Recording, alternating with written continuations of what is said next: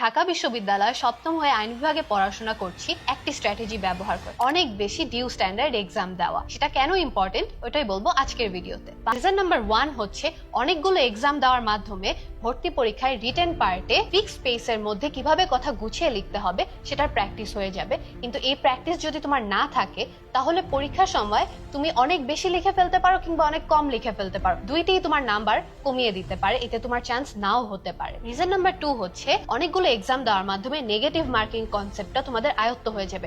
আমরা কিন্তু এতদিন পর্যন্ত এমন কোনো এক্সাম দিয়ে আসিনি যেখানে নেগেটিভ মার্কিং ছিল।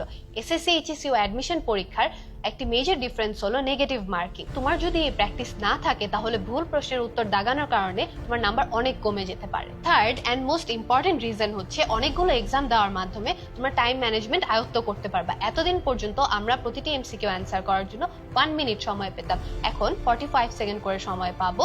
এই 45 সেকেন্ডে পড়া মনে করে দাগাতে না পারলে তোমাদের মার্কস অনেক কমে যাবে। এছাড়াও ইজি এমসিকিউ গুলো যদি জলদি অ্যান্সার করে ফেলতে পারো তাহলে কনফিউজিং ও কঠিন এমসিকিউ গুলো অ্যান্সার করার জন্য পরে বেশি সময় নিতে পারবে। সো বুঝতেই পারছো ঢাকা ইউনিভার্সিটিতে চান্স পাওয়ার জন্য এক্সাম দেওয়া কতটা ইম্পর্টেন্ট।